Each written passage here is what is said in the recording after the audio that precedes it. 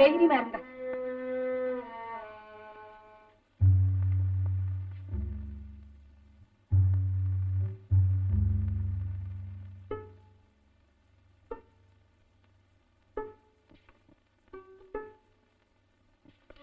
இது அர்ஜென்டா வாங்கிட்டு வாங்க. மாப்பிள்ள, இந்த மருந்து சீக்கிரம் வாங்கிட்டு வாங்க. இப்ப எப்படி இருக்கு? பரவாயில்ல, சீக்கிரம் போயிட்டு வாங்க.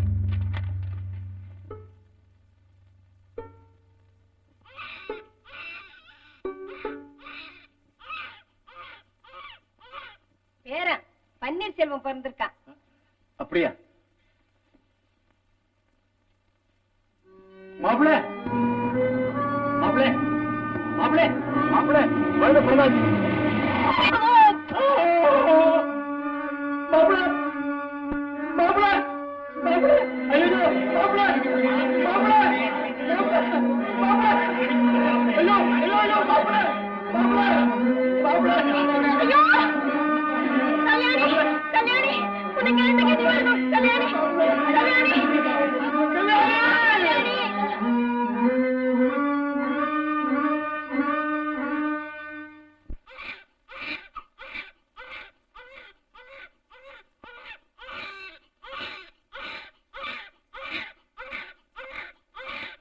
அக்கா, அவர் எங்க? அப்பா எங்க? கல்யாணி, கல்யாணி. ஐயோ, ஏமாந்தேன். எவ்வளவோ கஷ்டப்பட்டு கடல் கடந்து வந்தேனே கல்யாணி.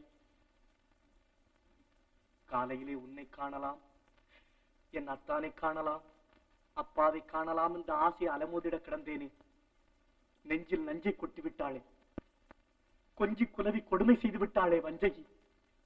என்னை கொண்டிருக்கலாமே அவள். பஞ்சையாக பராரியாக என் தங்கைக்கு தரிசனம் தர வேண்டுமானான்.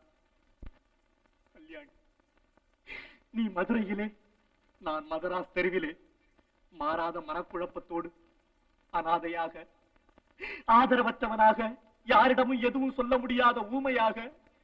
கல்யாணி,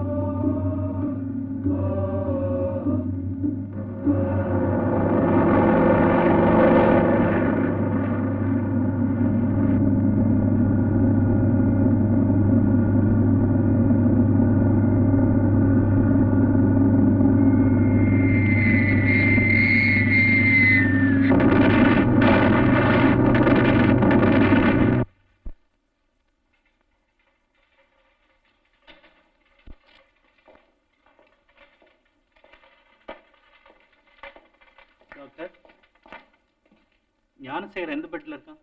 ஞானசேகரனா? ஆமா டாக்டர், என் தம்பி ஞானசேகரன். அப்படி இங்க யாரும் இல்லையே. யாரும் இல்லையா?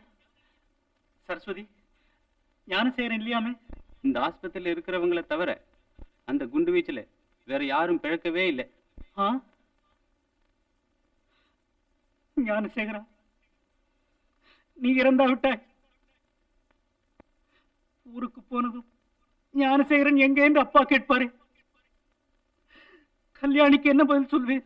ஐயோ, பேசாம இருங்களேன், உடம்பு அலட்டிக்காதீங்க. டாக்டர், அவருக்கு கொஞ்சம் சொல்லுங்க.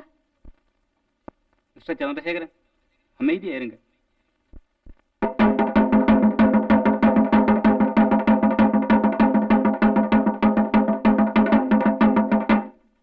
எல்லோருக்கும் தெரிவிப்பது என்னவென்றால், மாசிக்குனார் தெரு மாணிக்கம் விலைக்கு சொந்தமான இந்த 6 நம்பர் வீட்டை நாளைக்கு சாயங்காலம் 3 மணிக்கு பகிரங்கமாக ஏலத்தில் விடப்படும். இது கோர்ட்டார் உத்தரவு. தம்பி, பாரா இந்த பரிதாபத்தை. வில்வ கொத்து போல 3 பிள்ளைங்க ரங்கூன்ல செல்வ சிறப்போட இருக்காங்கன்னு அந்த துணிச்சல்ல இந்த அப்பாவி மாணிக்கம் பிள்ளை ஏராளமா கடனை வாங்கி தன் மக கல்யாணத்தை ஆடம்பரமா செய்து அந்த மனுஷனும் மண்டைய போட்டான். ஜப்பான் குண்டு வீச்சில் இந்த பசங்க என்ன ஆனான்களோ தெரியல. அட அதுதான் போகட்டும். இந்த கல்யாணிய பாரு, கையில் இருந்த நகை நட்டையெல்லாம் வித்து கடனை தீர்த்தும் கூட ஒண்டி இருந்த வீட்டுக்கே ஆபத்து வந்துடுச்சு. இன்னும் என்னென்ன ஆக போகுதோ.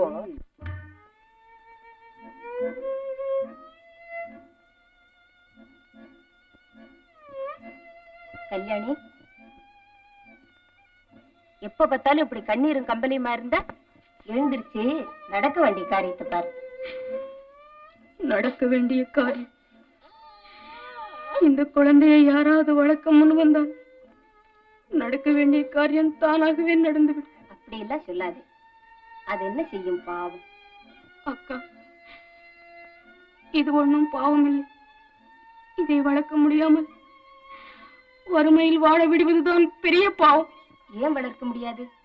கல்யாணி, நான் சொல்வதை கேளு. ஊர்கோடியில எங்களுக்கு இருக்கிற காலி மனையில ஒரு வீடு கட்டிக்கும்.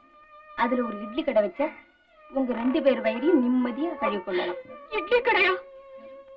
தமிழ்நாட்டுல தாலி அர்த்தவங்களுக்கு எல்லாம் அதுதானே தாசில் உத்தியோகம்.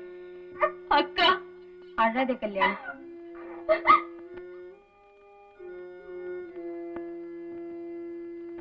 வாங்கோயா, வாங்கோ வாங்கோ, உங்களுக்கு என்ன வேணும்?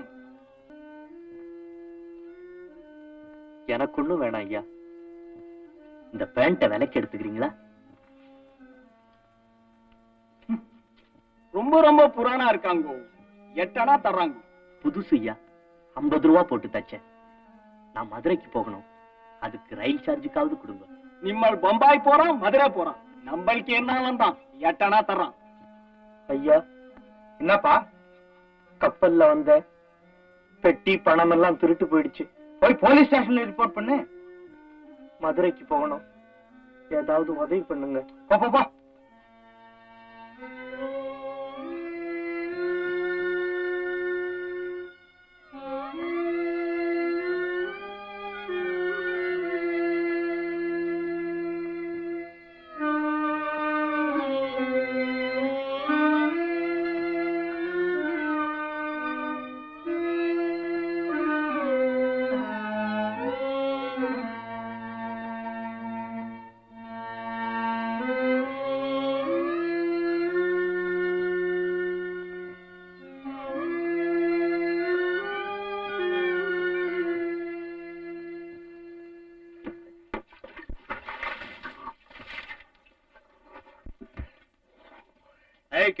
யார கட்டுறாங்க வந்து படுத்த?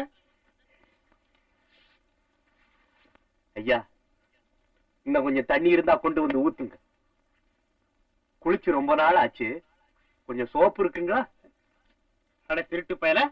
அம்மா, லட்சுமி மாதிரி இருக்கீங்க. உங்க தம்பியா இருந்தா இப்படி பாத்துக்கிட்டு இருப்பீங்களா?